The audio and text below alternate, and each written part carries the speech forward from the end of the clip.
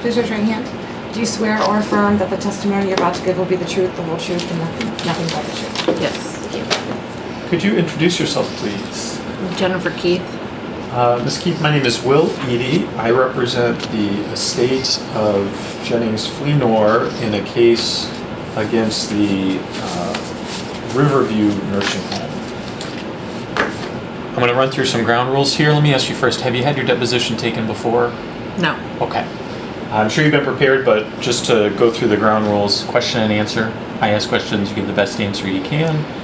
It's important that you give audible word answers so that the court reporter can take down what you say. Okay. I may remind you occasionally, everyone forgets, not to be rude, okay? Okay. We have a video going today. It's possible that the jury may watch this video instead of or in addition to live testimony, so I just ask if you could speak up so we can make sure they can hear everything you have to say, okay? Okay. And especially with these fans going, it's going to make a bunch of noise, so Okay. I may do this sometimes. It's important that we don't talk over each other or interrupt each other because she can't take down two people at the same time. I'll do my best to make sure you're finished. If I start my next question too early and you're not done, just let me know, okay? Okay. And I'd ask the same from you, if let me finish my question even though you might know exactly what I'm going to ask, okay? Okay. It's fine if you want to take a break at any point, just let me know. Well, I'd like to take a break. I just ask if you've already started answering a question that you go ahead and finish that answer and then we'll take a break, okay? Okay. It's important that you understand my question. It could be that I use words you don't recognize. It could be that I ask a silly question that doesn't make any sense. Just let me know if you don't understand a question and I'll do my best to try to do a better job, okay? Okay. It's okay if you don't remember something or don't know the answer to a question. Don't guess. Let us know if you don't know or remember, okay? Okay. I'm going to assume if you answer a question, you believe you understood it and know the answer, okay? Okay. You were just sworn in under oath. Do you understand the testimony you're going to give today is the same as if you were in front of a judge or a jury? Yes. Do you understand you, as a nurse, or any of the nurses and aides at Riverview are not defendants in this lawsuit?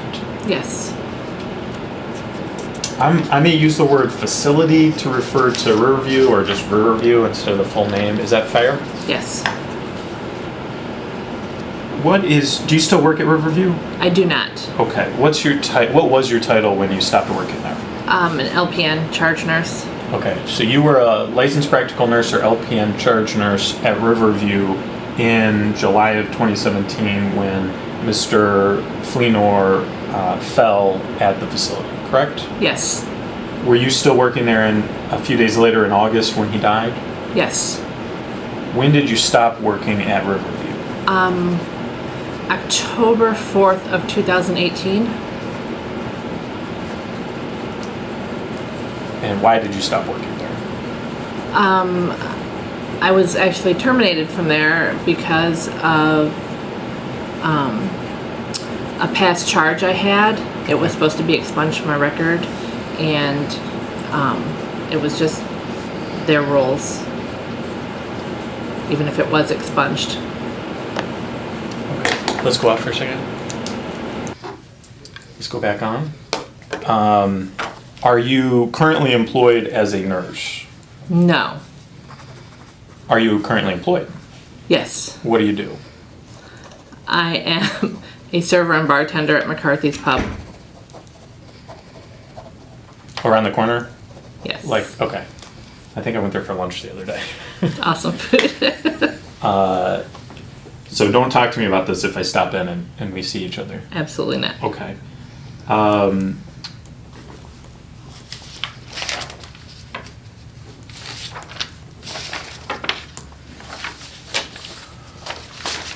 When did you become a licensed practical nurse?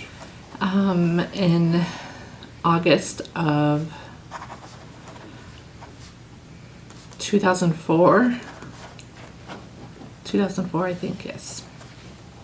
And if there's ever a point where you kind of think you're pretty sure, just saying it the way you did is fine. Saying Okay. you're pretty sure it was 2004. I'm pretty sure it was 2004. Because that way it's more accurate if you're not 100% Okay. sure. Had you done any type of nursing work prior to that, like as an aide or anything like that? Yes. Okay. And when did you first start working as an aide? When I was nursing aide? 16, so 91.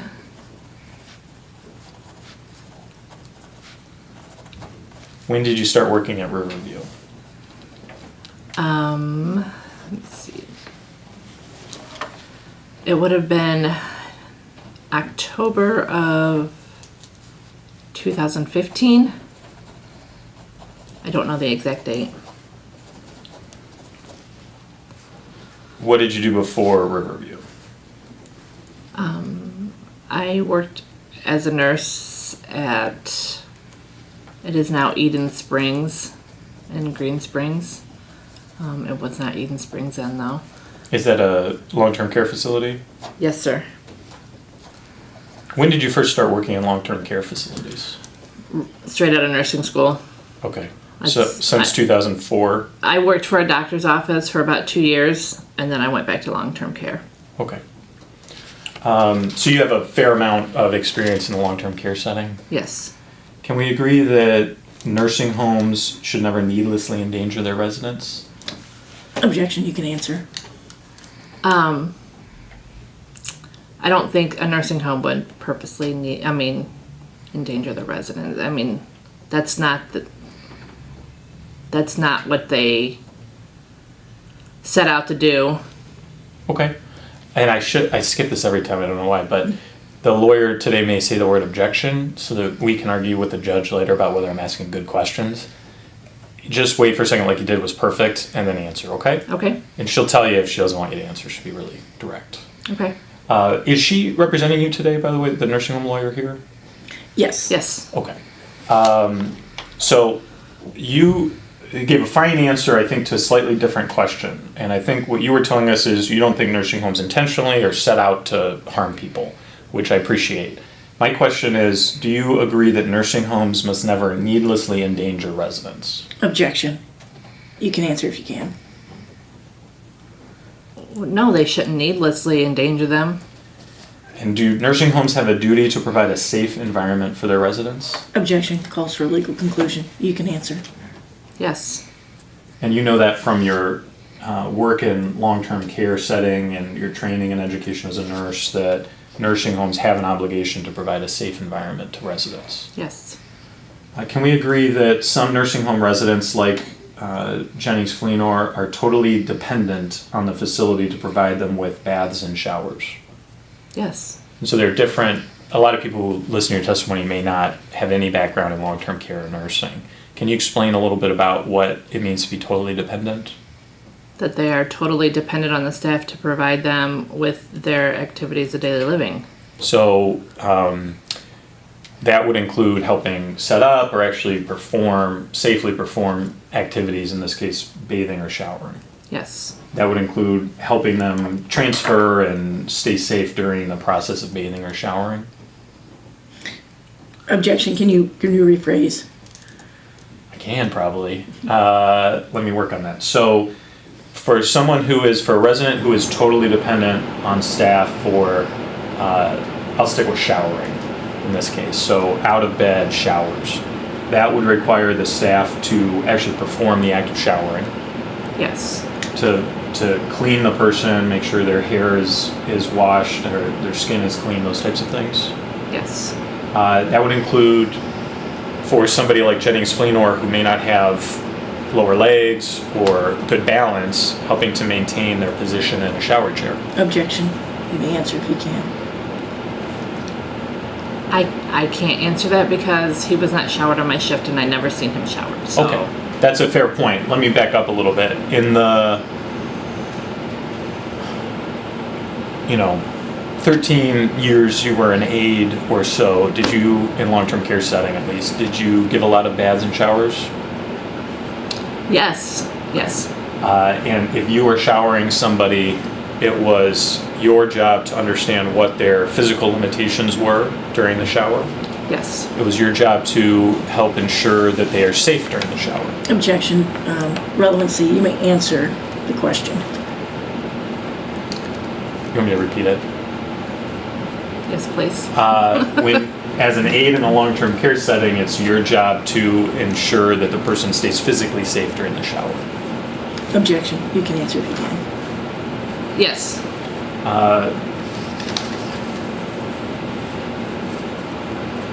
It's a nursing home's job to ensure that showering is performed in a safe way for a resident. Is that fair? Objection, you can answer if you can. Yes. It's also a nursing home's job to make sure that showers and other services are provided in a way that's safe for the staff. Is that fair? Yes. Objection, you can answer if you can. It's okay, just give her a second. She doesn't like this. And it's fair that, well, let me back up on that. It's not only the resident who can be harmed during physical maneuvers or services like showers, the staff themselves could be harmed if they're not properly trained or the facility doesn't provide the right equipment. Is that fair? Objection, you can answer if you can. Yes, that's fair to say. Their staff could be injured when lifting residents if they're not given the right equipment or training on how to do it safely. Objection, you can answer if you can.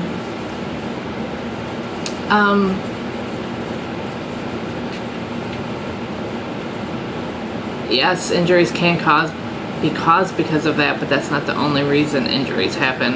I appreciate that, and I'm going to run through a lot of these types of questions where it's one little tiny thing after another, so Okay. bear with me on that. For residents who are totally dependent on the nursing home to provide them with showers, the nursing home is the one that's ultimately in control of the shower process. Is that fair? Objection. You can answer if you Yes. can. Can we agree that nursing homes should never allow a disabled resident being bathed or showered in a shower chair to tip over and fall? Objection, you can answer if you can.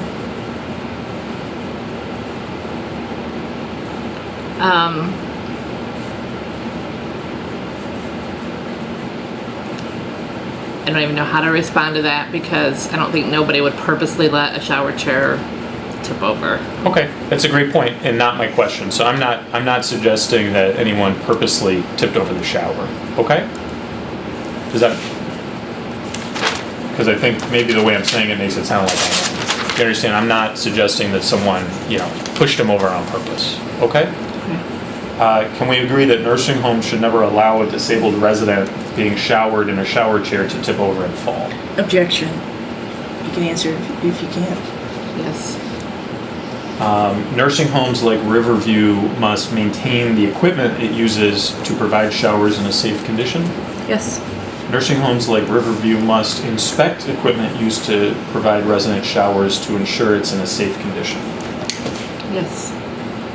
Nursing homes like Riverview should never use unsafe shower equipment with residents. Yes. Now, equipment that's used for residents can be unsafe itself, like if it's broken or not in good condition, correct? Yes. Another way equipment might be unsafe is it might be unsafe for one resident even though it might be safe for another, like a lift with a weight restriction and the resident is too heavy for that lift. Objection. Is that fair? Objection. I think it calls for speculation. You can answer if you can. Let me address that objection. In your,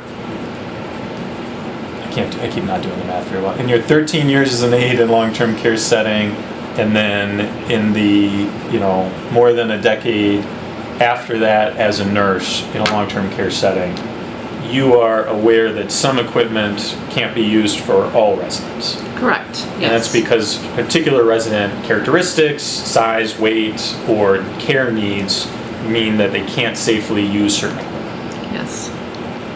So equipment can be unsafe for one resident even though it's safe for another resident. Objection. Is that fair? You can answer if you can. Yes.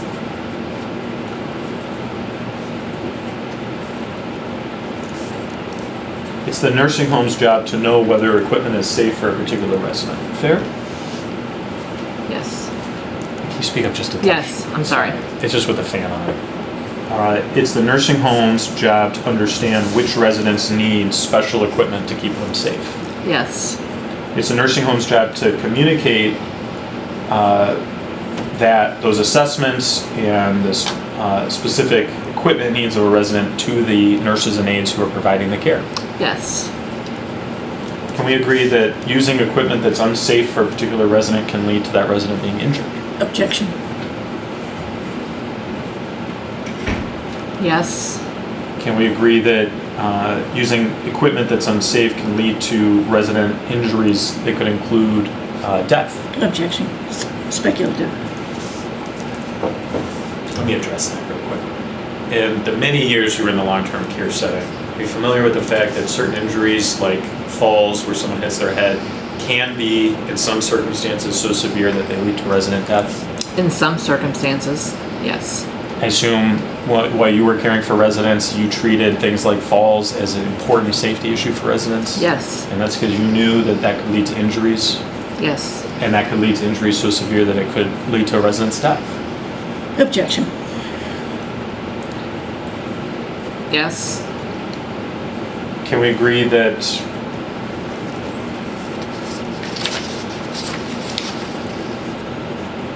it's possible for nursing homes to violate their standard of care when providing care to nursing home residents? Objection. You can answer if you can. okay, do you want me to answer that as nursing homes as a whole or as Riverview? Nursing homes as a whole. Nursing homes as a whole, probably, but I'm telling you, at Riverview, they're pretty strict on maintaining stuff and assessments and relaying, the MDS nurses and social services relaying that information to the nursing department. They have one of the most amazing assessments for that kind of stuff. When there's any kind of change in any resident, it goes down the line and every department works on, that. Okay. Do you think it's possible for a nursing home like Riverview to fail to provide adequate care to a resident? Objection. By use of the phrase "like Riverview," are you asking specifically about Do Riverview? you think it's possible for a Riverview nursing home to ever have not provided adequate care? Yes. I mean, I can only speak for the time I was there. I mean, yes. Okay, and I'm not trying to be difficult. I understand you feel strongly that Riverview is a good nursing home, and it's got some good statistics, and I'm not going to quibble with you about that. I just want to make sure, and this is partly because of what I've heard with some other witnesses, that we can all agree it's possible that even a facility like Riverview can, in a particular case, not provide adequate care to a particular resident. Is that fair? And I'm going to object. It's just too vague and generalized. You can answer if you can.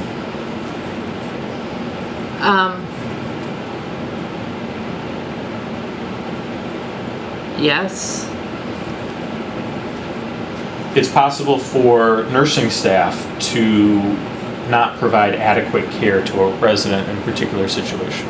Objection. Calls for speculation. You can answer if you can. Are you talking about nurses or nurses and aides? Both? Both. Yes, we're human. I mean, And that can include situations where a person intends to give good care but unintentionally fails to provide adequate care. Objection. You can answer if you can. yes. And the standard, from your history as an aide and also as a nurse, the standard required is to provide adequate care to every resident. Objection. Fair? You can answer if you can. Yes. It doesn't matter whether you intend to fail to meet that standard or not, it still would be a violation of your standards if you don't provide adequate care to a resident. Fair? Objection. You can answer if you can. I mean, it really just depends on what as far as their ADLs, if that's being taken care of, is that what you're considering adequate, then yes. No, But beyond ADLs, here's what I'm really driving at. It doesn't matter whether a nurse or an aide accidentally or unintentionally fails to provide adequate care. That would still be a violation of their standard. Fair? Objection. If you can answer, you may answer. yes, it would be a violation, but it's not a purposeful one. I understand. Okay. Can we agree that a nursing home that uses unsafe equipment resulting in resident injury would be a violation of nursing home standard of care? Objection. I think that's asked and answered. But you may answer if you can. I don't feel comfortable answering it because I don't know what the equipment looked like. Here's my question. I'm not talking about specific equipment. If a nursing home uses unsafe equipment that causes a resident injury, can we agree that that wouldn't meet the standard required for resident care? Objection. And calls for an opinion from an eyewitness. You may answer if you can. Again, I don't feel comfortable answering that because I don't know, because I don't know what the equipment looks like. You still have a nursing license? Yes. As a nurse, do you believe it's ever adequate care to use unsafe equipment that causes a resident injury? Objection. No. Calls for an opinion. Is that also true from your experience as an aide, that an aide should never use equipment that's unsafe and causes resident injury? Objection. You may answer if you can. That's true. I think you told us your title was charge nurse, is that right? Yes, all of the LPNs out there are considered charge nurses.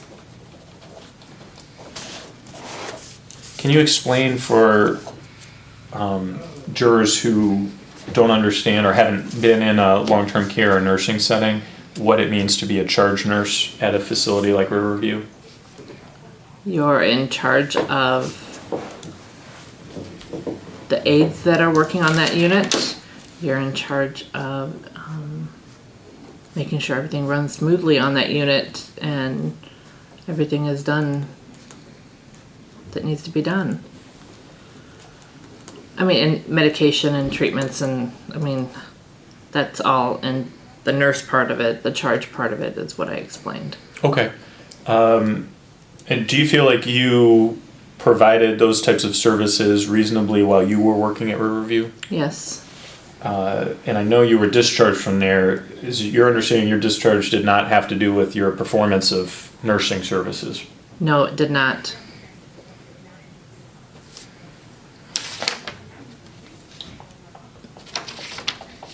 Can we agree nursing homes like Riverview must create a comprehensive care plan for each resident to meet the resident's care needs?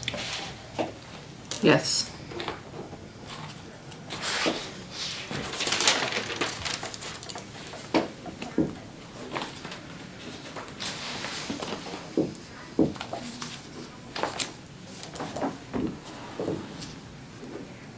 Assessing residents' care needs has to include assessing their risk for falls. Fair? Yes. And nursing homes must provide residents with necessary care and services to maintain the highest practicable physical well-being. Fair? Objection. You can Yes. answer if you know.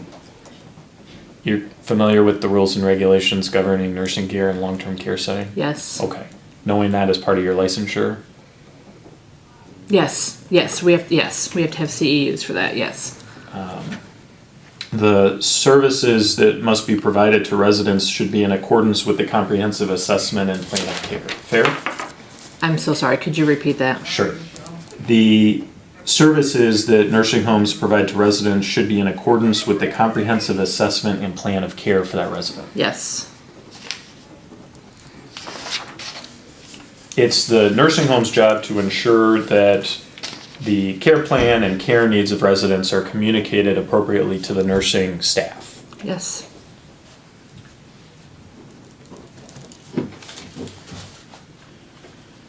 Nursing homes must supervise residents to ensure they're safe. Fair? Objection. You can answer.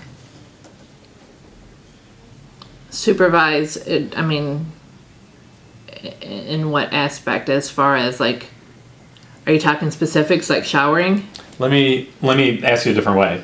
Nursing homes must provide adequate supervision based on the resident's specific needs to ensure that they're safe. Is that fair? Objection. You can answer if you can. Yes. I mean, some residents need much less supervision than others. Is that fair? Yes. Nursing homes like Riverview must provide each resident with adequate supervision to prevent accidents. Fair? Objection. You can answer if you can. Yes. Nursing homes like Riverview must ensure that the resident environment remains as free of accident hazards as possible. Yes.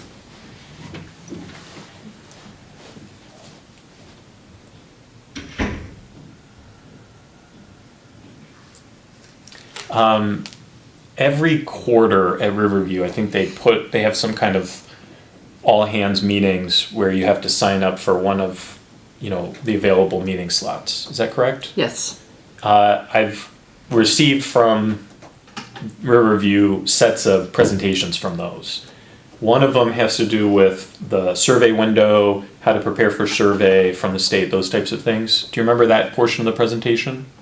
And I'm not going to ask you about specific slides, but do you remember the existence of that? Yes. Who presented that?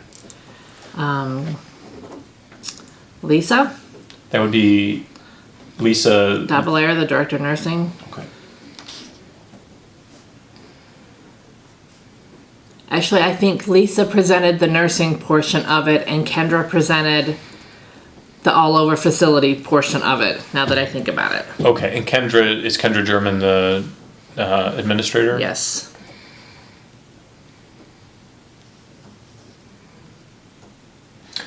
Nursing home residents have rights guaranteed by the Ohio Residents' Rights Law. Is that fair? Objection. Calls for a legal opinion. You can answer. Yes. Nursing homes actually provide a copy of those resident rights to new residents and their families, Yes. right? Okay, and you're familiar with the residents' rights as part of meeting your standards as a nurse. Yes. Residents of nursing homes like Riverview have the right to have any significant change in the resident's health status reported to the resident's sponsor. Is that correct? Yes. Objection. Yes. Residents of nursing homes like Riverview have the right to adequate and appropriate medical treatment and nursing care that comprise necessary and appropriate care. Objection. You can answer if you can. Yes. Nursing homes like Riverview residents of nursing homes like Riverview have the right to a safe living environment. Fair? Yes.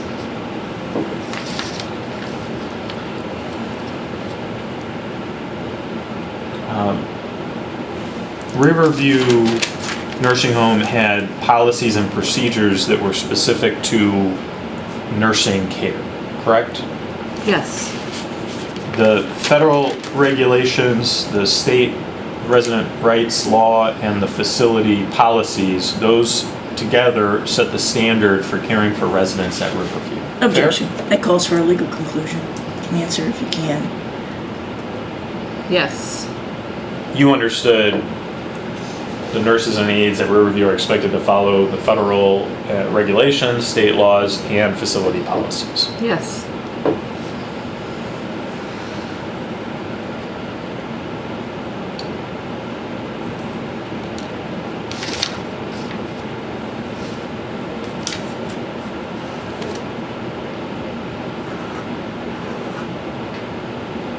Can we agree that nursing homes should never create a dangerous situation where nursing home residents are likely to be injured?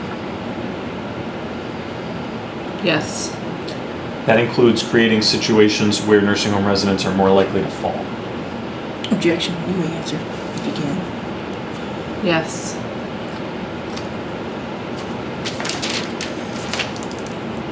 I know we touched on this briefly, so I'll try to hustle through it, but as both an aide and a nurse in long-term care settings, you understand that falls pose a significant risk for elderly in long-term care residents.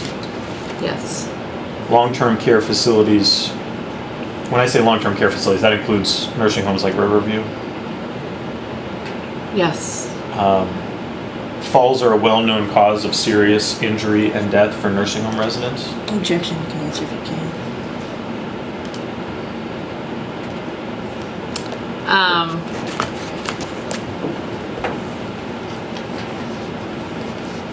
Yes.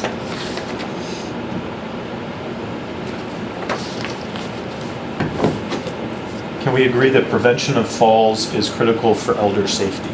Yes.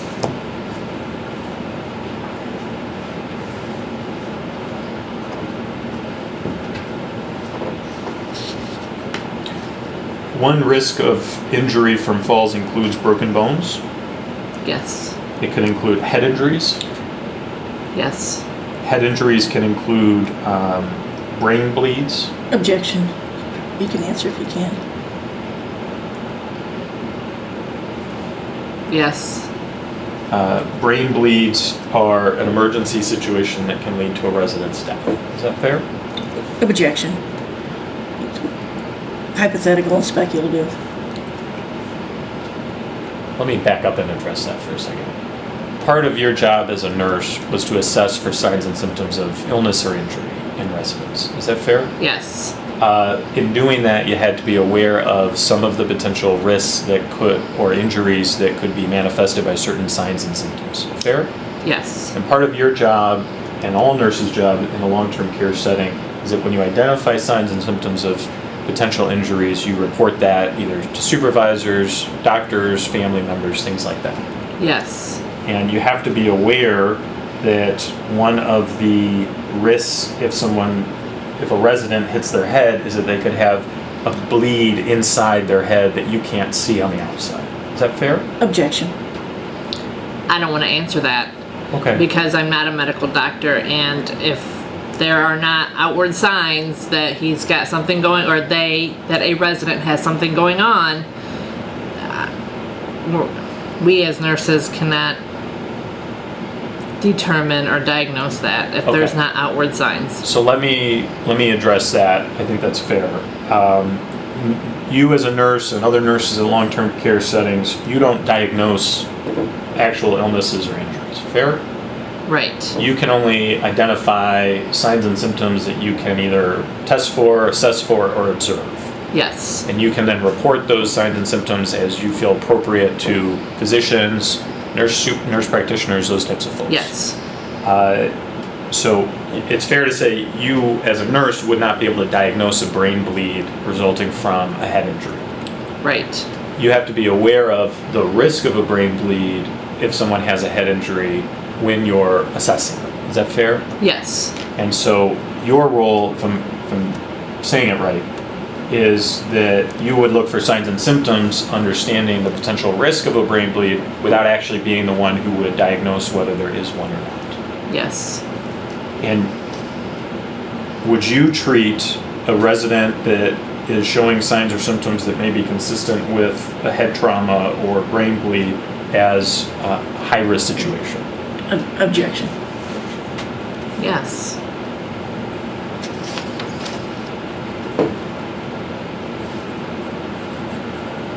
Nursing homes are required to assess individuals for specific risk factors for falling.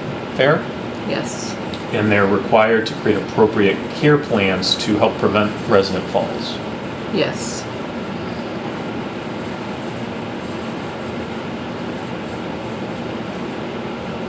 Can we agree that nursing homes should never neglect residents? Objection. You can answer. Yes. Is that pretty Yes. basic for nursing?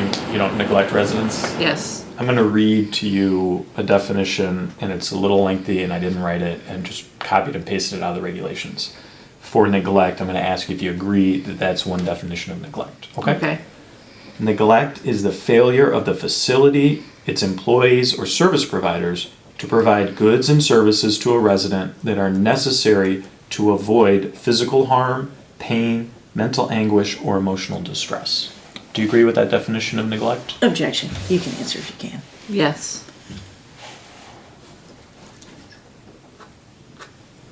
Do you agree that if a nursing home neglects a resident and the resident is injured as a result of that neglect, that the nursing home should be responsible for any injuries that result? Objection. Calls for a legal conclusion.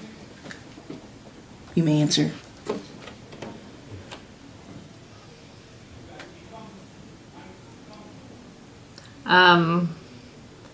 Yes.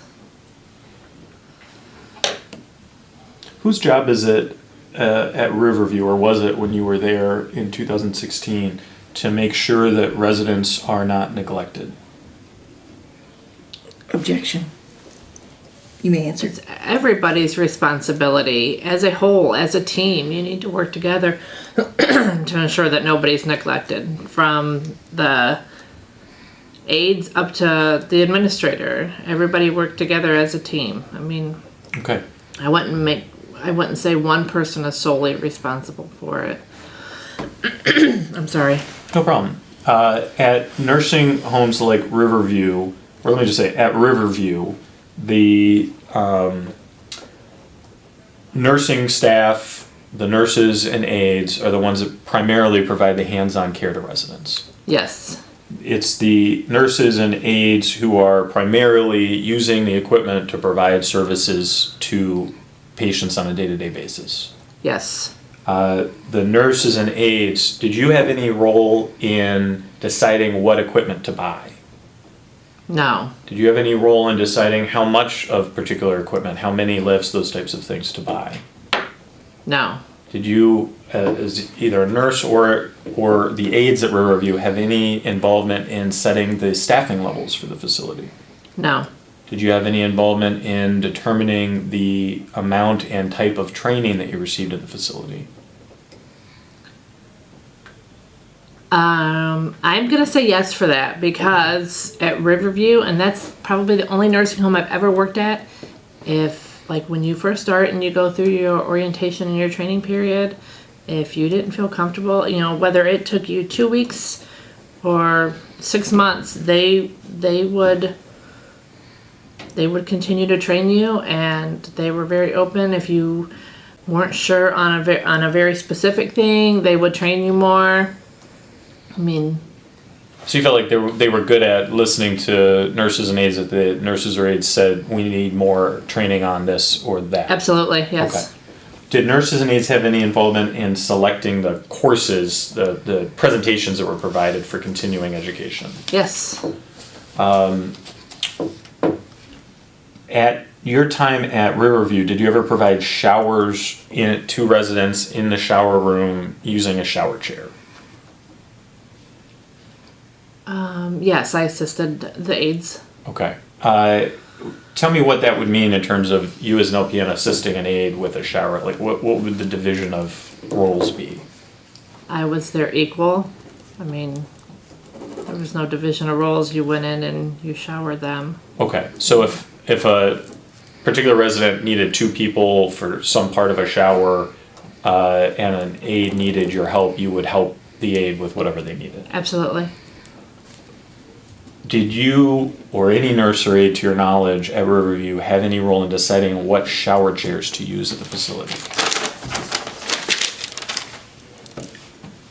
Okay, can you repeat that? Sure. Did any of the nurses or aides have any control over what shower chair equipment was used at the facility? Yes. Okay, tell me about that. I mean, there was different types of shower chairs, and What were the types?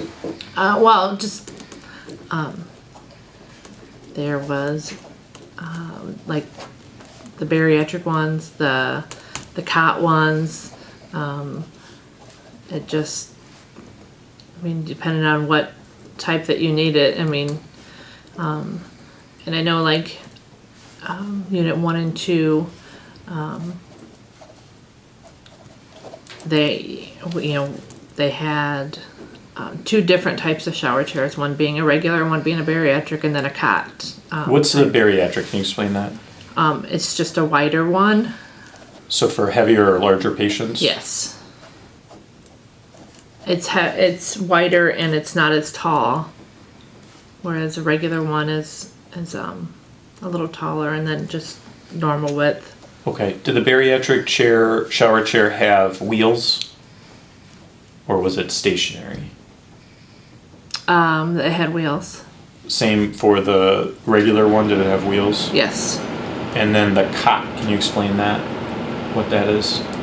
Just like a cot. It's got a thick pad in it it's just a shower chair that it kind of looks like it's kind of like a lawn chair where you can move the head up and down. It's more used for like quads, When you say quads, can you explain like what that means? quadriplegic, And how would that help with people who couldn't use their arms or legs? because we have more control over them, whereas, you know, more control over them because they have more space to like with their legs, because it's an entire like shower bed basically, I guess. Okay. We heard from another witness about a canoe. Is that the same as the canoe? Probably. I mean, there's all kinds of names it's probably called. Okay, so there's not some other one. No, Okay. no.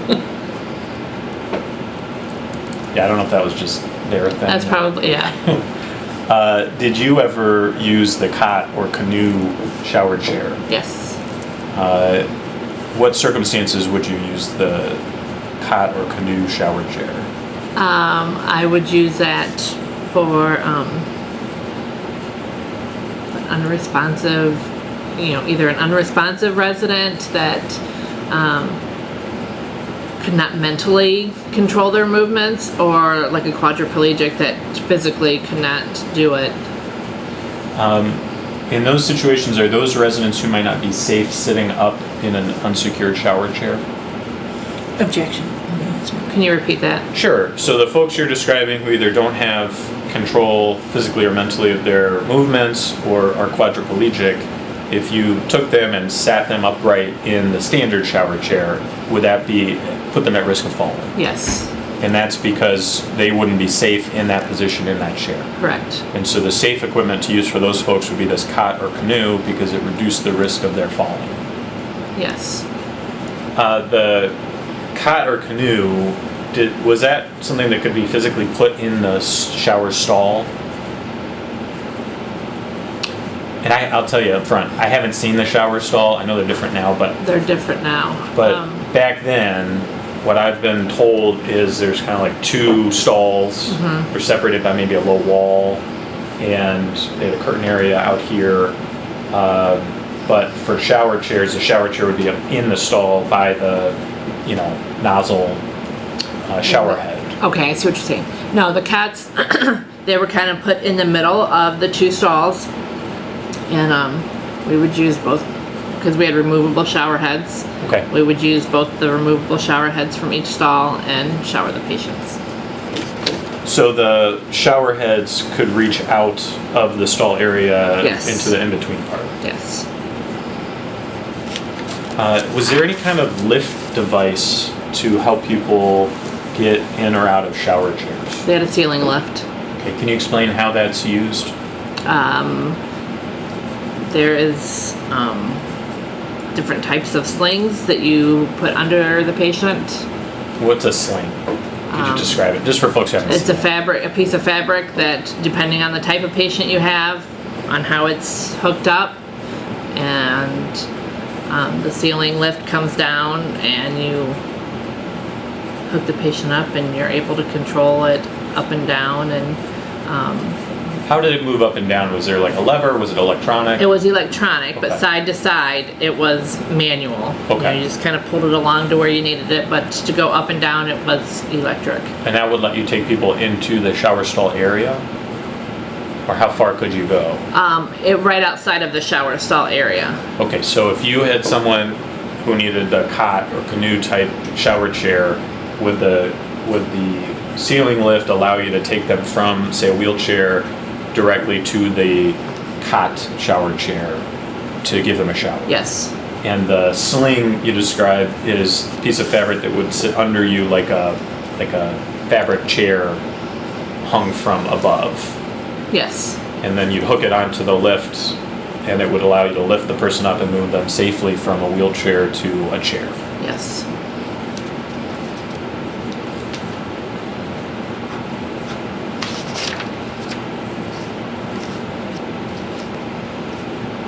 Whose job is it at Riverview, or was it in 2016, to make sure that residents are provided adequate supervision and assistance to prevent accidents?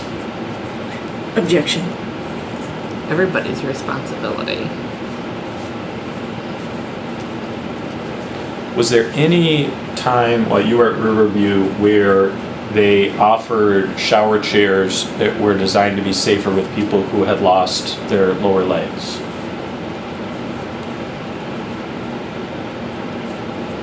No. Was there any upright shower chair offered to you while you were at Riverview that was specialized to be anti-tip for people who were top heavy because they lost their legs? Objection.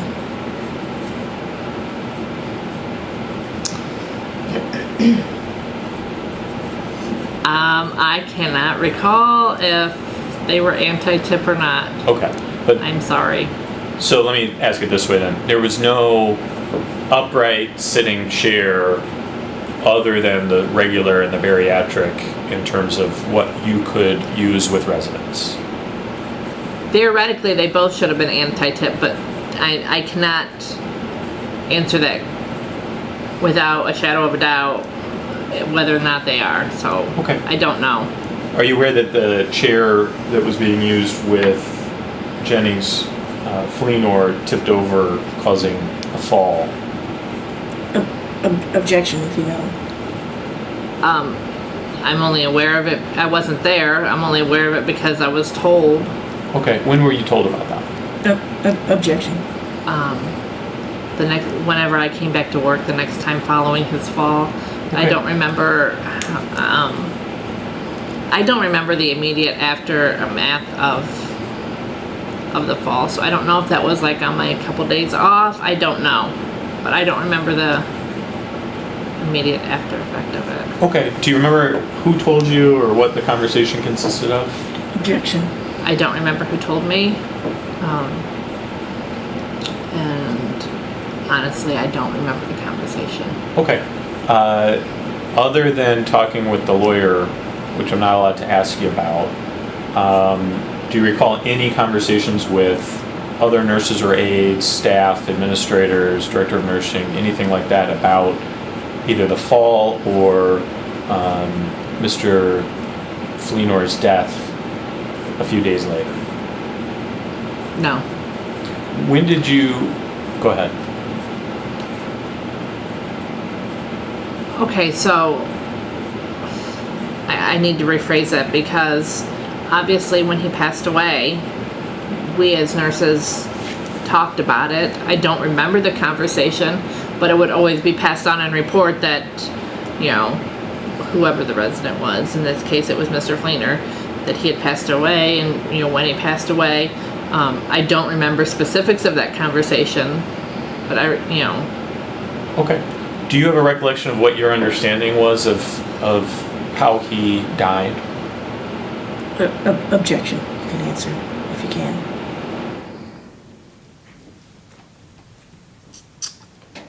I cannot answer that. I'm sorry. Do you have, so to prepare for this deposition, did you look at any of the medical records from either your care or other people's care of Mr. Fleenor? No, because I haven't been there since October. Fair enough. I mean- And I wasn't suggesting you had to, I was Okay. just asking Yeah, kind of where no. you were at. Do you have any independent memory of the time of Mr. Fleenor's condition between the time he fell to the time he died a few days later? I don't.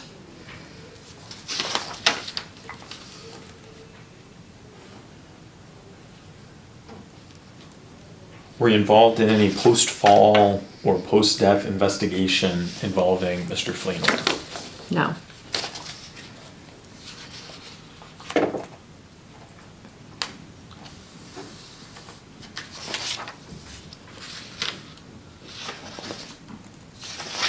Did you have a regular shift in 2016? Yes. What was your shift? 6 a to 6:30 p.m. So that 12 and a half hours? Yes. Okay. How many days a week? 3. Were there any particular days? Like regular days that you worked? There was, but I went from one station to another, and I couldn't tell you what my schedule was in 2016. So that reminds me of a question I had. In the progress notes,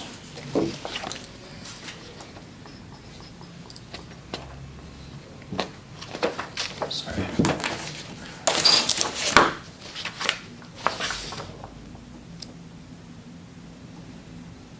It says next to your signatures, it says station 3 repeatedly. Do you know why it would be indicating that I specifically? don't. That was when I was first hired there.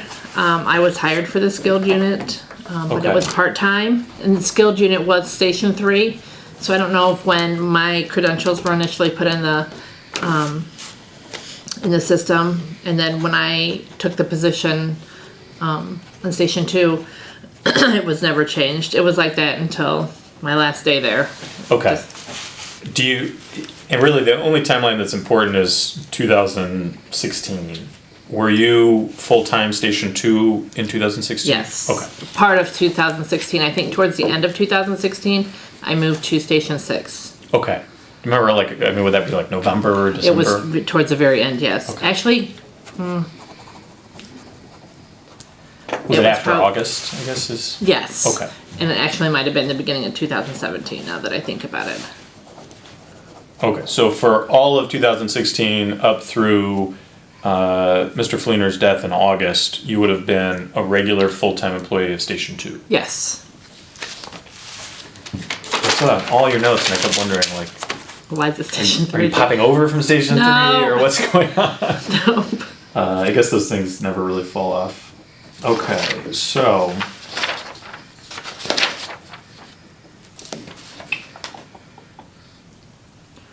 Nursing staff at Riverview have much more direct interaction with the residents on a day-to-day basis than the physicians and nurse practitioners do.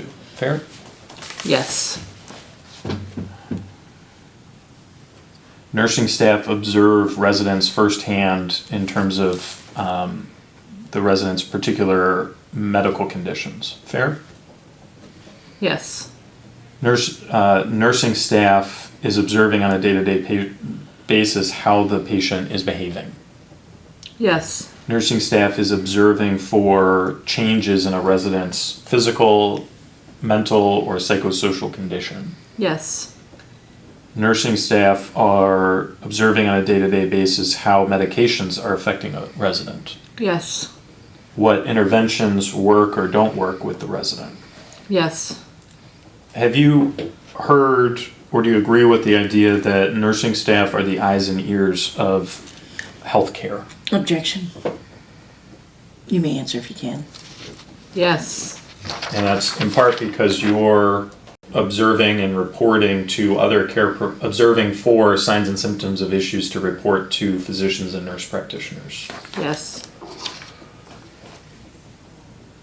Can we agree documenting care in a resident's medical record is important? Yes. Can we agree accurately documenting care provided to residents in their medical record is important? Yes. Why is that important? It's important because you're showing exactly what you've done, any changes in condition, any changes in, any signs or symptoms that of, I guess, any side effects of medication changes. It's important to document all of that so you have documentation to show the doctor or the nurse practitioner. Now, I know that at every facility, including Riverview, there's some assessments that have their own forms, like when they're first admitted or Braden scales, things like that, right? Yes. But the day-to-day observations of residents at Riverview would be, by nurses, would be contained in the progress notes. Is that fair? Yes. I'm going to hand you a copy of Exhibit 10. It could be, sorry for sliding over to you, that you don't normally see that on paper so much as electronic. But can you confirm Exhibit 10 are progress notes for Jennings Fleenor from Riverview? Take the time you need to review it. And really, I'm just asking if those are his progress notes, what you would just call progress notes. Yes. And that would be where you, when you were on shift, if you documented observations, changes in conditions, vital signs, things like that, you would put those in progress notes. For 72 hours after the fall, you would document it in the progress notes and the neuro checks. Okay, so there's circumstances in that case because of a fall where you wouldn't just document the progress notes, you'd also be filling out specific neuro check forms. Which is it's another automated form. Okay, and automated, like electronic in the system. Yes. When you're filling those out, do you have access to the prior checks that have been done for that resident? Can you clarify that prior neuro checks or prior progress notes? When you're doing neuro checks after a resident fall or the post-fall review, there's like the two forms. Can you pull up or see the immediately prior assessments? I believe you can. I'm not 100% for sure though. Okay. But there would have to be some way for, like, if the doctor came in, for him to be able to see all of the previous vital signs. So I don't know. Do you remember what the electronic record system is there? Objection, can you Like rephrase the- that, or? Is there an electronic medical record system at Riverview? Yes. What was it? How about this? Was it point click care? It was point click care. Okay. Thank you. When you are using point click care at Riverview, were you able to auto fill certain fields? Like sometimes you'll see that where the last assessment, you can pull up what the last assessment was and automatically put it in and then No. make changes. Okay. No. So you would be putting in for an assessment your Yes. specific findings. Yep. And you'd still expect any changes in condition or important observations would also be noted in the progress notes. Yes. Okay, I'll take that out of your way. Thank you. Oh, this table got bigger, if my arms got shorter. I feel like it wasn't this hard to hand people stuff.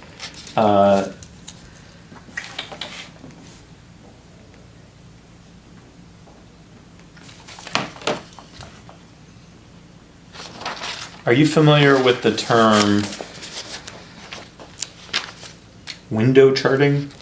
Yes. What is window charting? Window charting is that's how the MDS nurses would get, we would assess the patients, and that's how the MDS nurses would decide, like if there was a physical, mental change in the resident. We would chart for 7 days. It would be each shift would basically chart on the same thing, just on different days. Like today, I might chart on his ADL, capabilities, whereas 2 days from now, it might be night shifts to chart on, because they're going to differ between night shift and day shift. But that was what window charting was. So that 7-day period, how often would that occur for a resident? Was that quarterly, annually? How often would That was quarterly. MDS nurse, that's minimum data set is MDS? Yes, sorry. Do you remember any of the names of the MDS nurses while you were there? Or was there just one? Or Becky Lanky. And Carla Scott was her assistant.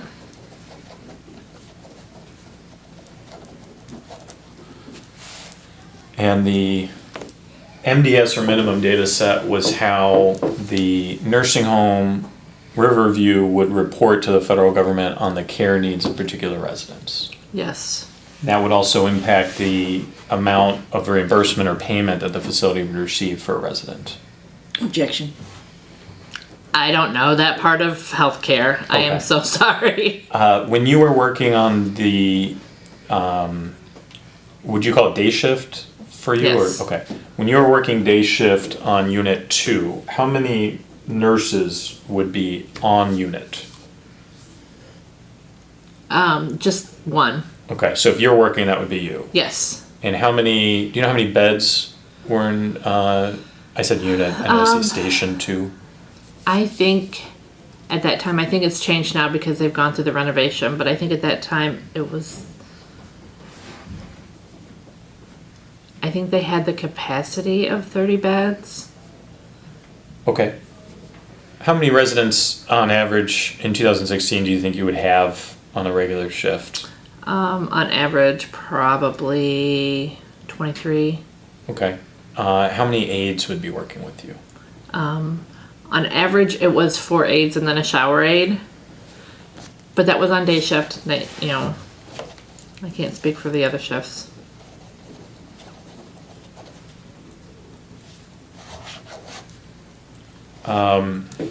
What's a shower aid?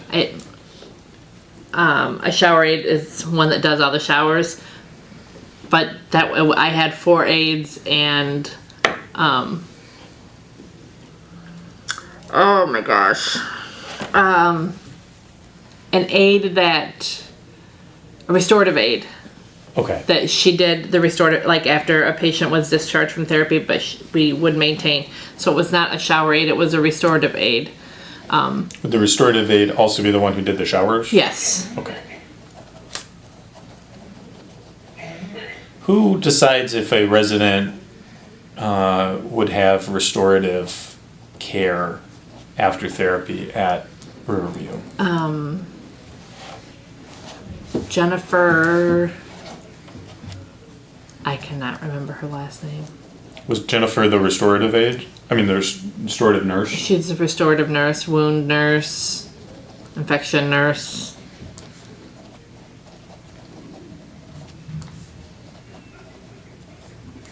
Jennifer Litz, Okay. Litz.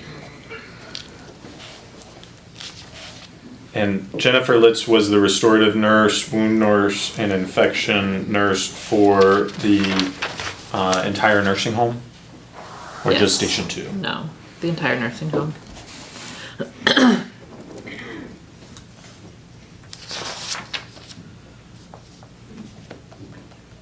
How was it determined which residents would be in window charting at a particular time?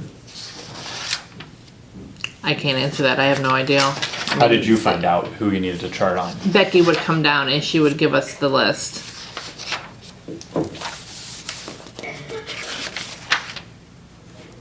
Becky Lanky? Yes. Okay. So she would figure out, however she would do it, who needed charting for the MDS and let you know. Yes. How would she let you know?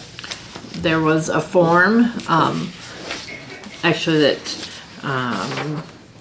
stated what we needed to chart on each day, and she would write down, each resident would have their own, so we would know who to chart on. Was there like a title to the form? If you wanted to ask to see it, if it was missing from wherever it should be, and you said, hey, where is what would you call that? The window charting form. Where would you expect the window charting form to be on a shift? On the clipboard. What clipboard? It's just a shift clipboard. Where does a shift clipboard live? Like, does that travel with you, the nurse? Does that stay at the station? Where does that? Normally it stays in the filing drawer on the station, because that's where you would be doing your charting. And did you have a computer terminal there where you could get into access to the medical record and chart on a patient? Yes, Was there more than one or just the one? there was more than one. Do aides chart in the electronic record at Riverview? Yes. In what systems or tabs do they chart? They, I don't know. I'm sorry. It's okay. Did you review the aid charting as part of your job as a charge nurse or no? If they reported something to me, some of the, like if they did, if they charted by exception, like if they put an alert out, it would pop over into ours. Okay. But that would be the only time it would pop over into ours. Okay, so it wasn't a regular part of your practice as a charge nurse at Riverview to go into the aid charting to review it, but there were certain things they could do on their side that would create an alert Yes. for you. Yes.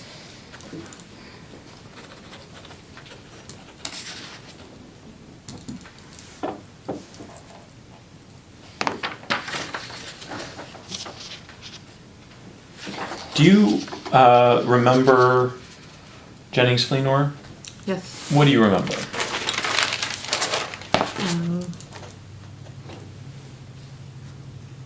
What exactly do you want to know? I mean, like when I first started there, he only had one of his legs amputated, and I know that he was having problems in circulation in the other one. So eventually, he had the other one amputated, Okay. and I just remember that after he had that second leg amputated, that it just almost seemed like, in my opinion, that he just kind of like gave up, like he wasn't as responsive Okay. as he was prior. It was harder to get him to eat, harder to get him to take his meds.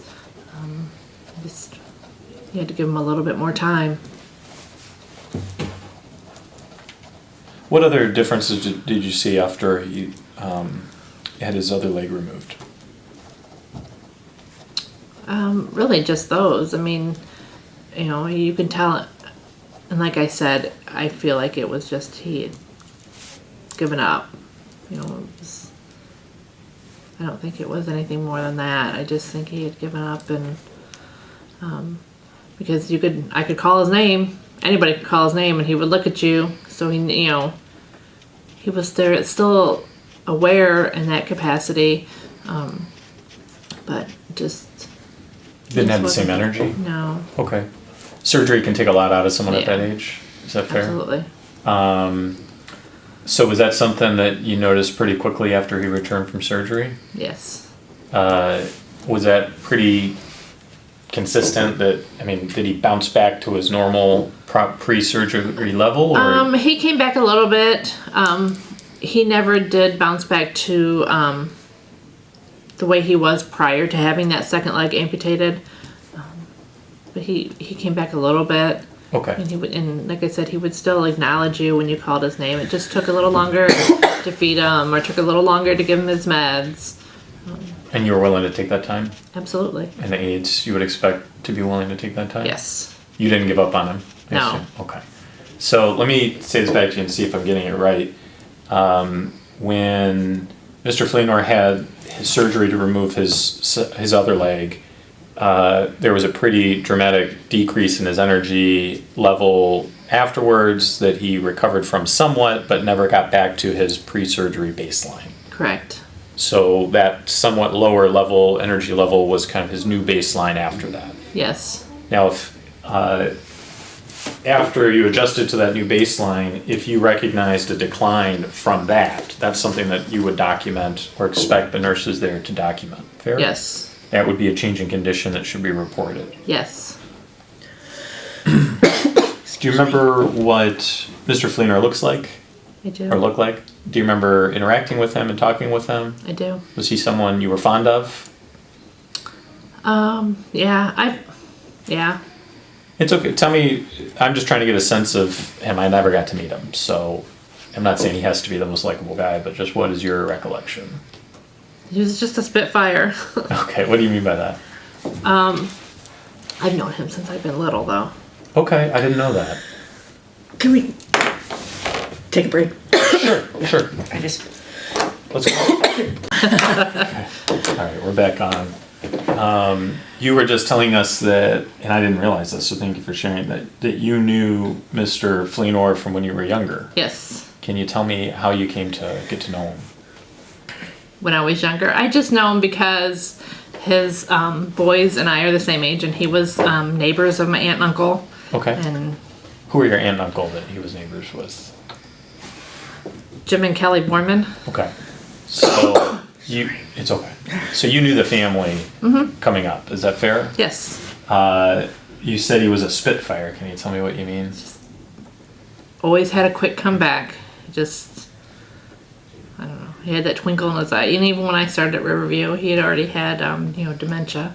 But he would smile at you, and he had that sparkle in his eye. I mean, I saw a therapist was describing him as very social on the floor at one point. Was that your experience? when I first started there, yes. Yeah. Yes.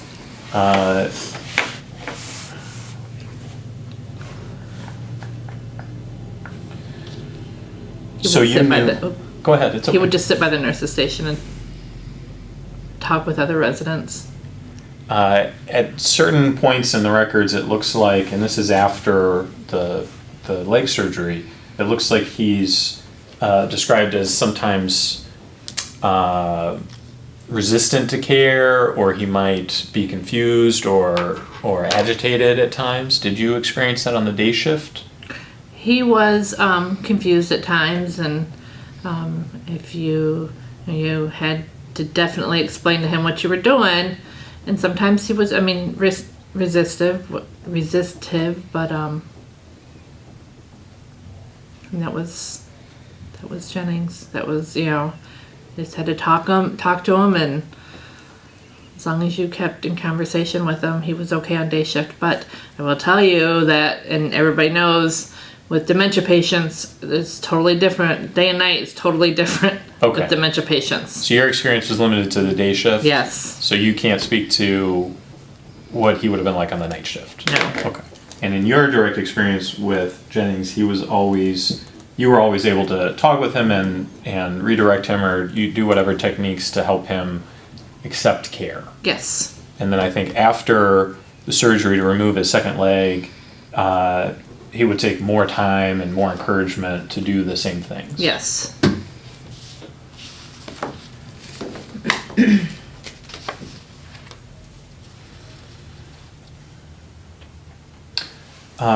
Did you ever talk with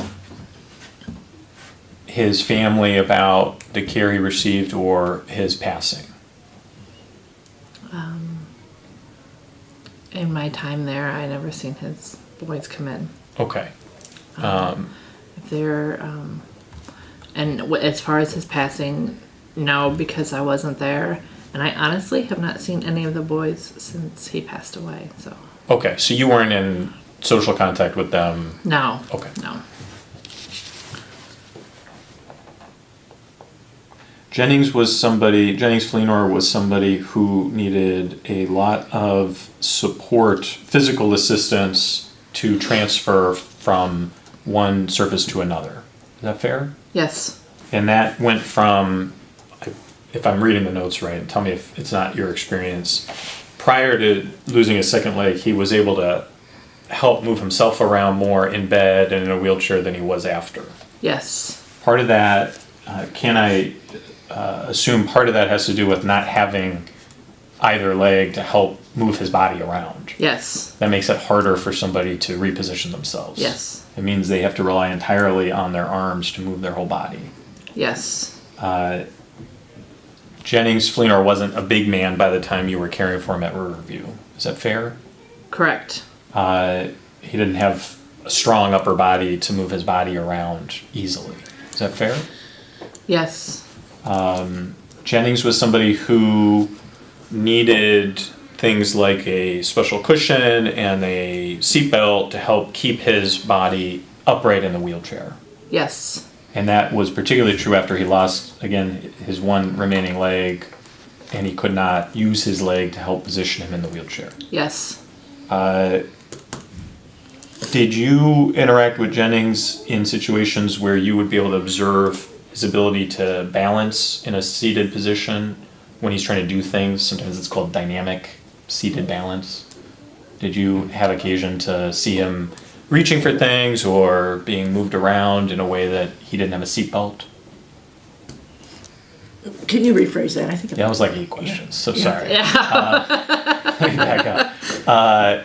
I'm really trying to get at, I've reviewed the records, right? Okay. And you observe directly what I'm just reading other people writing down. So I'm trying to get a sense of what your experience was. I see in some of the therapy records discussion about not having the best balance, seated balance. And he was able to, help keep himself stable when he's not moving, but when it's dynamic or moving, they were documenting less ability to keep himself balanced and he needed help. So my question to you is, what was your experience with Jennings in terms of your need or the need for aids to help keep him upright and safe in a seated position? Objection. Foundation and form. You may answer. On day shift, I know that he, in his wheelchair, he did have a seatbelt. Do you know why he needed that? For stability. Okay.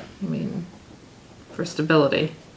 But he could also, he used his arms to balance himself from side to side. That'd be in a wheelchair setting where he had armrests? Yes. Okay. Yes.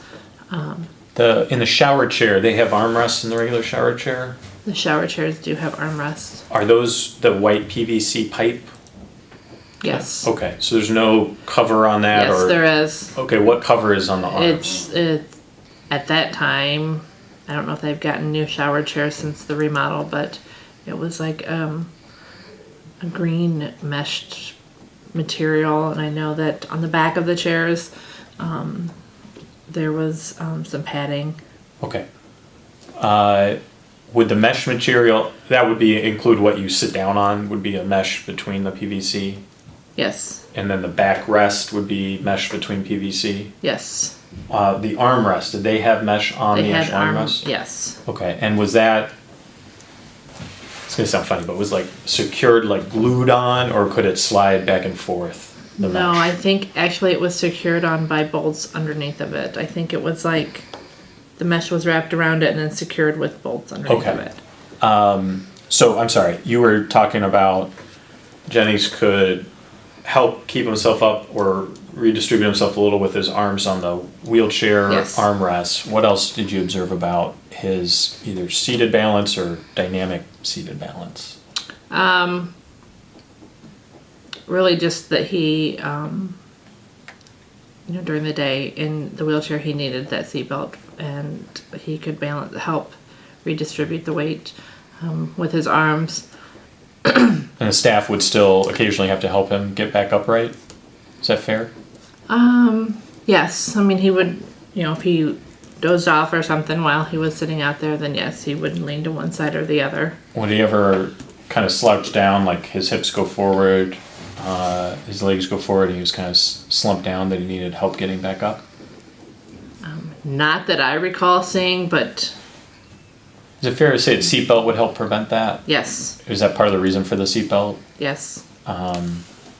What about any pads or cushions, specialized cushions, like wedge cushions? Did you ever observe him using those? in a He had wheelchair? one on his wheelchair. And what, can you describe what it looked like the shape of it? Or It was probably a molded one to where it was very specific to him, why do you say that? because most of the patients out there have those. I mean, Okay. therapy, just been very specific, because what is good for one isn't going to be good for the other, so they tended to get very specific ones, and it would help our pressure area. Okay. Jennings Fleenor in 2016 did have some issues with skin breakdown in his perineal or scrotum area. Is that right? Yes. What do you recall of the skin breakdown? When it started, how bad it got, things like that? I don't know when it started. I just know that, and what I recall from it, it got pretty red, and it did open up some, and we used whatever the equivalent of our Paragard was at the time. Okay. Can you explain as what a Paragard is? A moisture barrier, Okay. and that would aid in healing because it wouldn't, it was a moisture barrier. It's nursing home's job to assess resident skin for skin breakdowns, right? Yes. It's the nursing home's job to help provide the care and services to prevent skin breakdown for a resident who doesn't have a skin breakdown. Fair? Yes. It's the nursing home's job to help heal and prevent skin breakdowns from getting worse. Yes. Do you know, I know you said it opened, do you know what stage it got to? It wouldn't have been a stage because it wasn't that severe. It was just like an abrasion. Okay. Do you know how it happened? I don't know how it happened. What interventions were put in place to help heal the wound?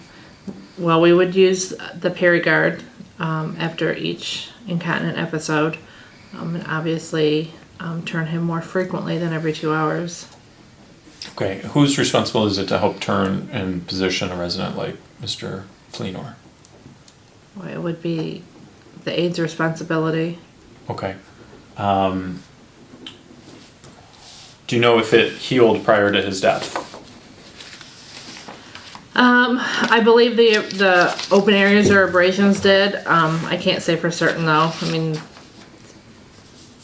been a little bit. Okay. Do you know how many times Mr. Fleenor fell at the facility? I do not know. Were you directly involved in either care during a fall occurrence or follow-up care after a fall with Mr. Fleenor? I cannot recall. I know as far as the follow-up care, and it wasn't there when he fell this last time, but I don't know. I can't recall if I was there during follow-up this time or not. Okay. If anytime a resident falls, I assume it's nursing home's job to take that seriously. Is that fair? Yes. It's a nursing home and the nursing staff's job to document the fall, when it occurred, how it occurred, things like that. Yes. It's a nursing home's job to try to assess why it happened to help prevent the resident from falling again. Yes. Any resident fall should be documented in the progress notes for the resident. Fair? We have there is a auto-generated form that we use for falls, Okay. for risk management. What is that form called? Risk management. Risk management is used for numerous different things, but there's a drop-down box that has like a fall without injury, a fall with injury, and then it will, there's probably 8 different forms in that packet that we have to fill out electronically. Okay. So one of them's fall with injury, one's fall without injury. Yes. What are the other ones that you can recall? I'm going to object to the line of questioning Okay. Go on ahead. this topic. Oh, there is resident to resident abuse. Oh my gosh. Staff to resident abuse, is there? Staff to resident abuse, resident to staff abuse. And of course, like resident to resident abuse, there is like little sub ones, whether it was physical, verbal, if there was any injury involved. Yeah.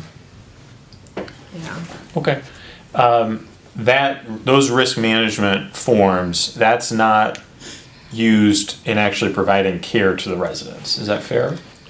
Okay, I have a continuing objection to this line of questioning. Okay. You may answer the question. The only time it's used is if something happens, if an incident occurs. Yeah, I guess I'm trying to, and I might not be saying it very well. Those risk management forms, that's going to risk management, quality assurance, legal, whoever to deal with. Is that fair? With the exception of the progress notes. The progress notes are all, will go into his prog notes. Okay. That's really what I'm driving at. Yes. It's fine to say there's risk management forms, but in terms of the progress notes, the actual record of care and what you want other care providers to see, that's where you'd put information about a fall and fall risk. In risk management, there is a progress note. Okay. Whatever you put in there, which is what we, Okay. when there is a fall, in this case, when there is a fall, and we have to, put exactly what happened and what was done, and that will automatically be generated into his other progress notes. Okay, so I see. So on this form from risk, that's part of this risk management dropdown for falls would be a text area for progress note where you could put something in there that would then actually go into the medical record. Yes. Okay. And anytime a resident falls, regardless of what form you use to get there, that should be documented in the progress notes. Is that fair? It will be documented in the progress notes in risk management. It's, Okay. it's a different kind of progress notes, but it will still generate to the other progress notes. Okay, so one way or another, if a resident falls, there should be a record of that in the medical progress notes, I'll call Exhibit 10. Yes. Okay. And it's important from a healthcare perspective, from providing adequate care, to know that a resident had fallen. Fair? Yes. It's important to providing good quality medical care to try to identify what led to a resident's fall. Fair? Yes. And that's in part to help prevent it from happening again, correct? Yes. If falls aren't communicated in the progress notes, I'll say the medical progress notes, other care providers may not become aware that a resident has fallen. Fair? Objection, Foundation, you can answer. Yes. They won't be able to they won't realize if they identify signs and symptoms that it could be related to a fall if it's missing from the medical progress notes. Fair? Objection. You may answer. If that nurse was doing their job and they did an examination and seen something that was off, I mean, just because there was nothing in the progress notes, they still should have reported it to the physician or the nurse practitioner. Okay. And any communication, any reporting on changes in condition should be part of the progress notes too. Fair? Yes. Okay.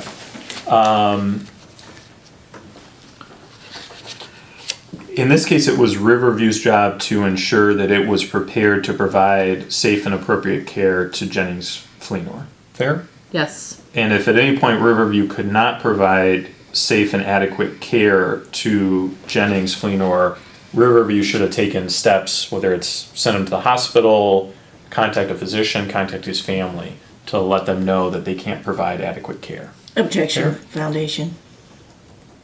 Yes. I mean, there's some types of care at Riverview they weren't able to provide. Right. And if a resident needed that level of care, they needed to get the resident somewhere where they could get that care. Fair? Yes. Objection.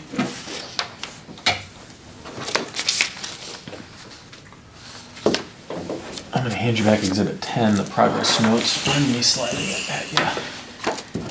And I'm gonna have you flip to, down at the bottom, you see the page numbering 176. Okay. Feel free to take the paper clip off, it's easier. On page 178, down at the bottom, you have a note, June 25th at 9:25 a.m. Do you see that? Yes. Can you read that note for us? Resident in pleasant mood this morning. Resident is occasionally combative with staff with care. Resident dependent upon staff for all care. Resident unable to voice complaints of pain or discomfort, but has bodily cues such as teeth grinding, lifting bilateral lower extremity in air, facial grimacing, and rubbing bilateral lower extremities. PRN pain medicine effective when given. So, is this an example? I'm just seeing a lot of notes in this area. Is this an example of a window charting period?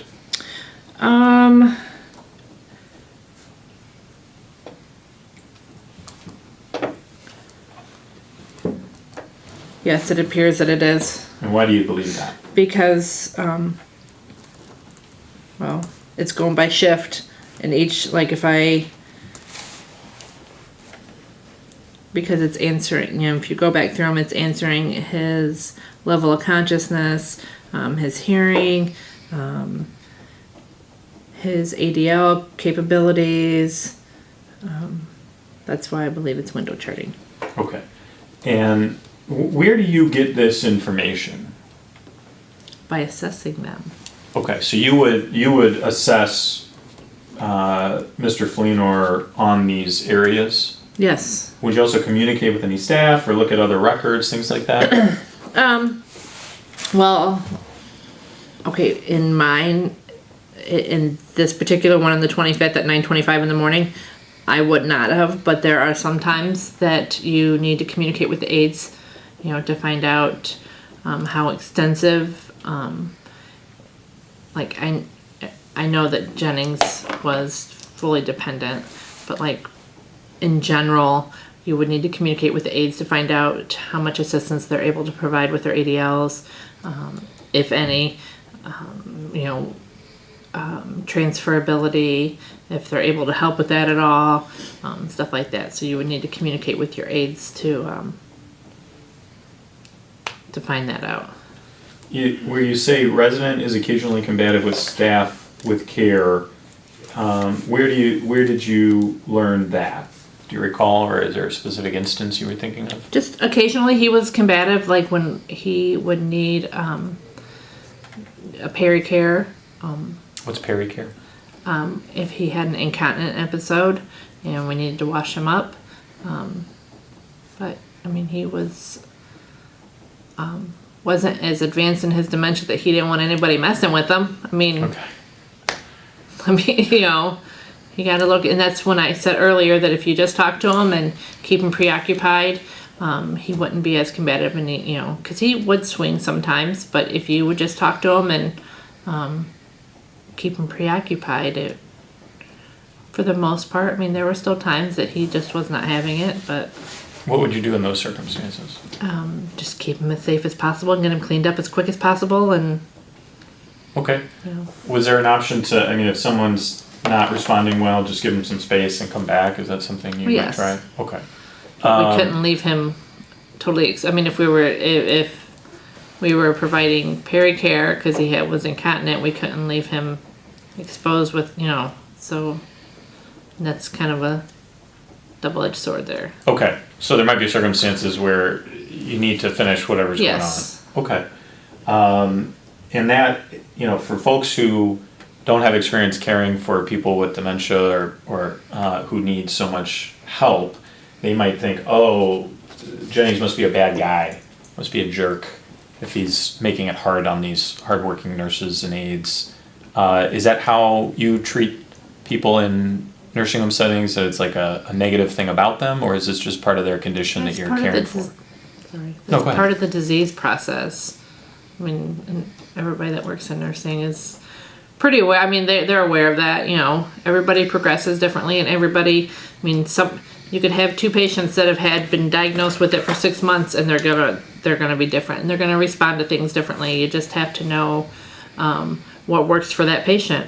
You have to adapt yourself to know that this works for this patient, but it's not going to work for this patient, and I need to do this for him. Okay.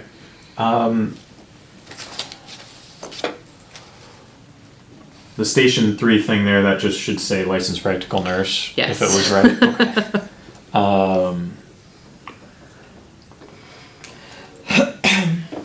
The expression of pain, can you explain when you say that he's unable to voice complaints of pain but has bodily cues? What does that refer to? He couldn't physically tell us, hey, I'm hurting. But his biggest cue was he would grind his teeth when he was in pain.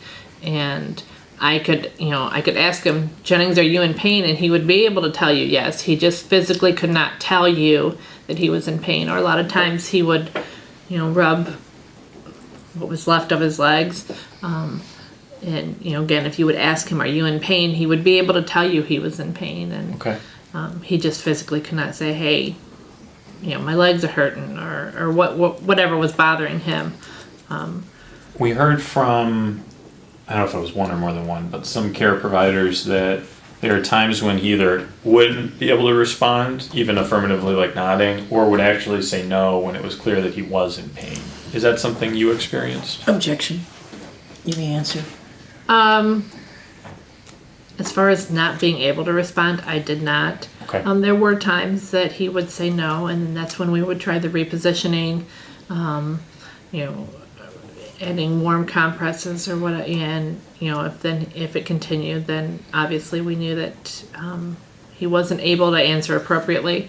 But for the most part, like I said, and most of the nurses out there knew, unless it was a float nurse, that when he was grinding his teeth, that was his number one indication that he was in pain. Okay. So part of your training as a nurse caring for people with dementia in a long-term care setting is understanding that you might have to look beyond their verbal responses to help figure out what's going on or whether they're in pain.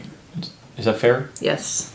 And that includes being aware that whether because of dementia or otherwise, there are times where patients will report one thing, but signs show you that it's actually a different way. So they might say they're not in pain, but you have to be aware of them enough to know if they're in pain or not. Objection. Is that You can fair? answer. Yes.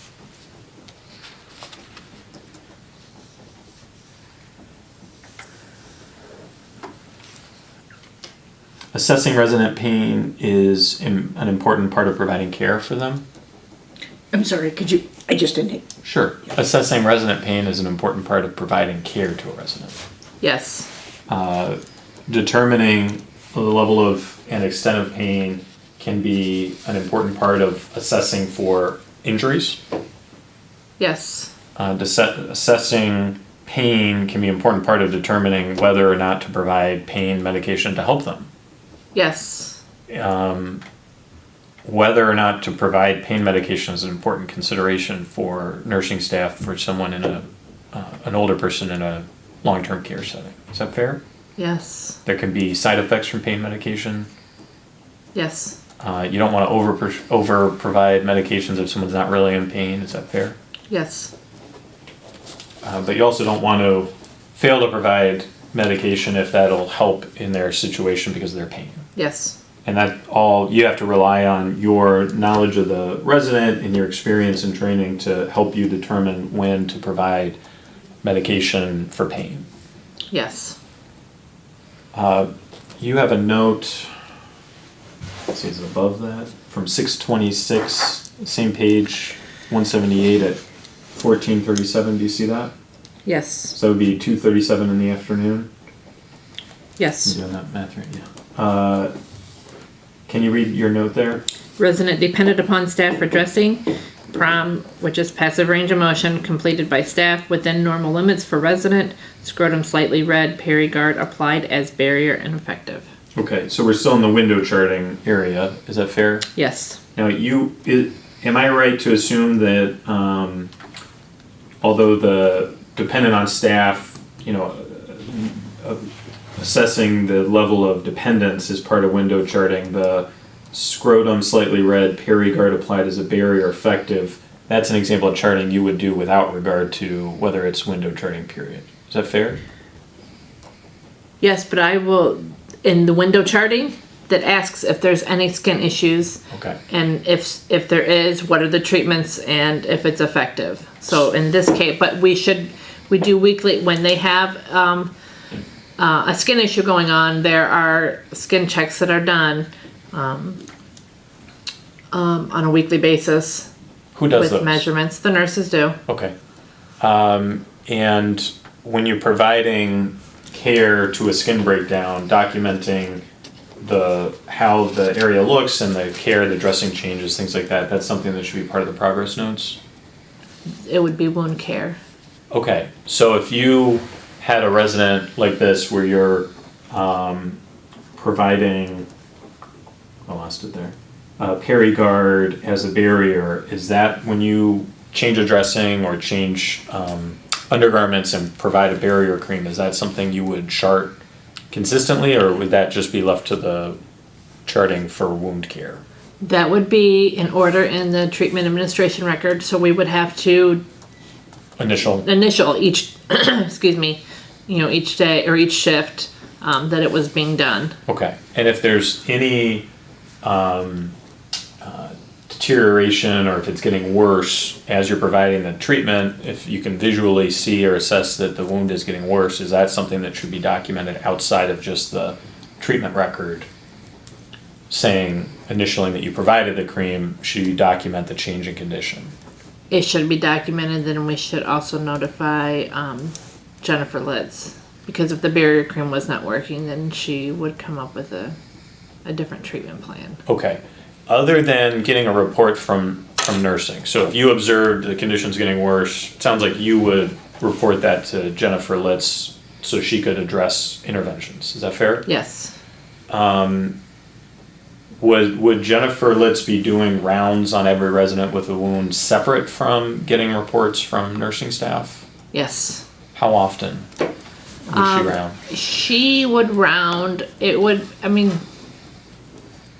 I would say on average, probably every 2 weeks by the time she got, did her complete rotation. But at any time, if we went to her and was like, Jennifer, I think this is getting worse, can you come and look at it?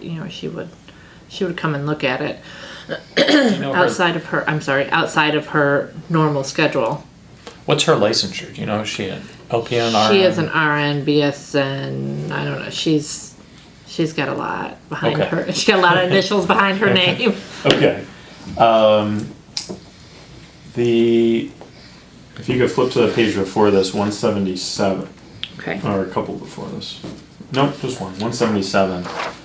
You have a note there, June 30th, 2016 at 13:51. Do you see that?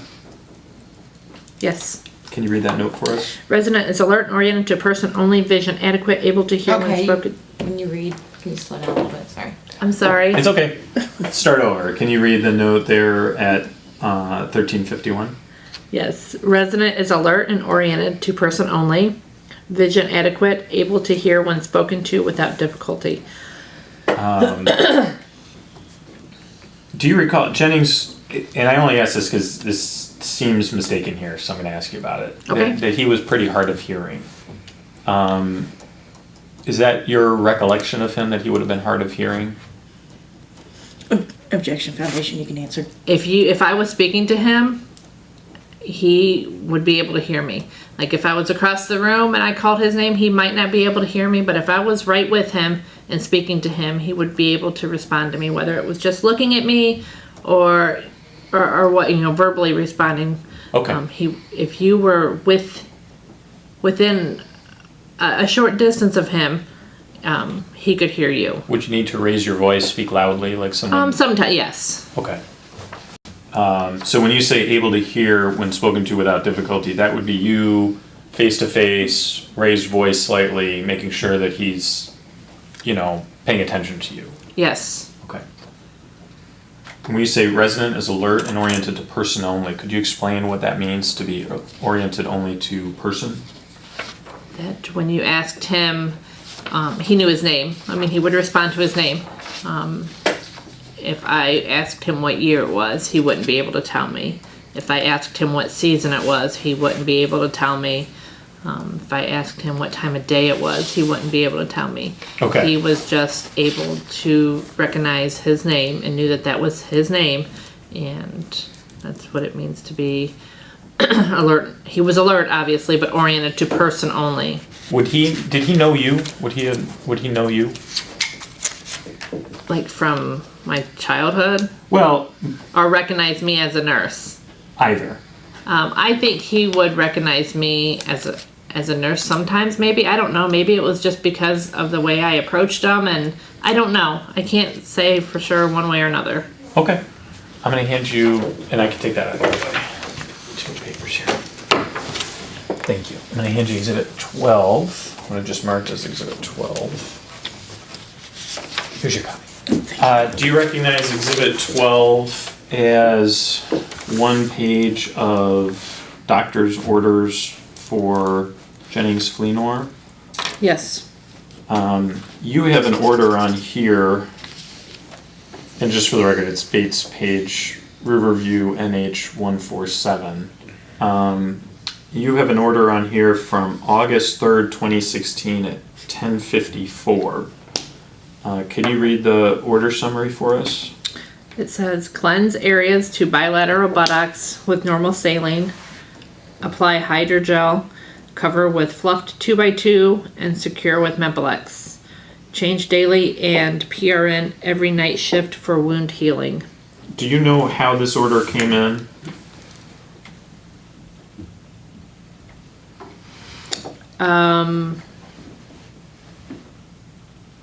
It was probably, I don't know for sure how it came in. I can speculate, but Okay. I mean. What would the I'm not- normal course be for a resident like Jennings on Station 2 with, apparently either a worsening or a new wound like this? How would these orders normally come in?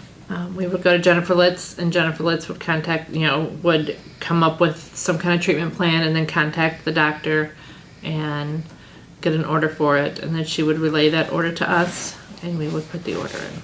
Okay, so what's written here, phone, and I know this is signed off by Dr. Callahan, this would actually be you documenting what Jennifer Litz was communicating with the doctor about.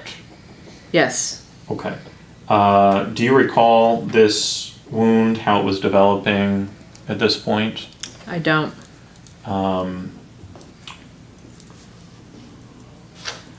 Above that, and I appreciate this is Nancy Ibis, not you, although I think in other notes you did document a few occupational therapy orders. Are you familiar with the process where someone would get a therapy order into a record like this at Riverview? Yes. How would that happen in terms of a resident like Jennings having some type of therapy and leading to a nurse documenting in this phone record? Generally, it would be the therapist that received the order, and they would put the order in. but they can't sign orders. So they would put the order in and then notify us that they had received the order. The order was in, it just needed to be signed off on. Okay. Do you remember, so this is after the fall at the end of July and just before Jennings Fleenor's death. These orders for occupational therapy and wheelchair management to be added to occupational therapy. Do you have any recollection of what was going on with Jennings at that point that he needed that? I don't, not unless it was because of the fall and they wanted to, because occupational therapy would be the ones that decided on, what kind of security as far as the seatbelt, or if we needed to figure something out besides, above and beyond besides the seatbelt. So I don't know if it had to do with that because it's wheelchair management. So I imagine it had to do with safety. Okay.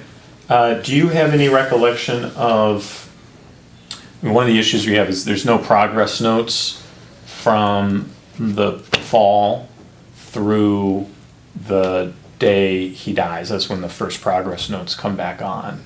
Does the fact that you're documenting the August 3rd note about this wound indicate to you that you would have been working that shift? Yes. Is there any reason that after a fall incident, staff would either be instructed to or by policy or practice not be documenting care in the progress notes? Objection. They wouldn't instruct us to do that. No. Okay.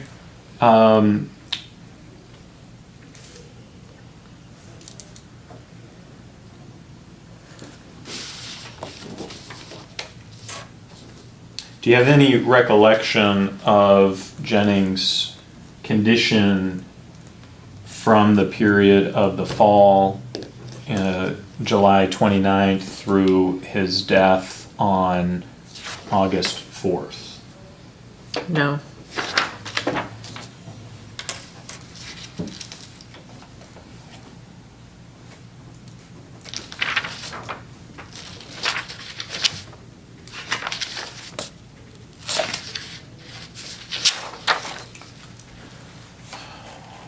In preparing for the deposition, did you have any meetings with anyone, including the lawyer who's here today?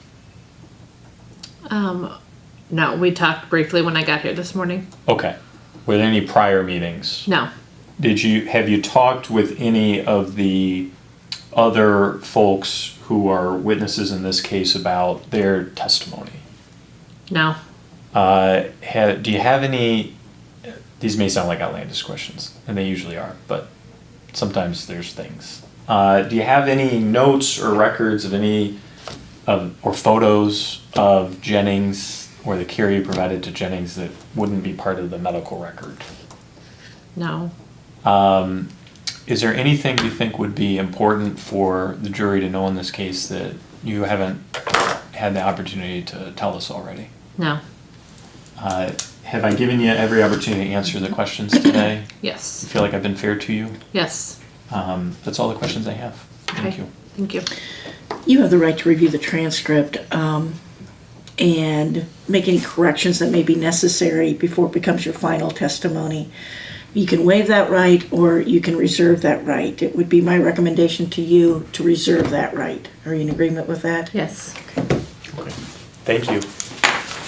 Let's go on.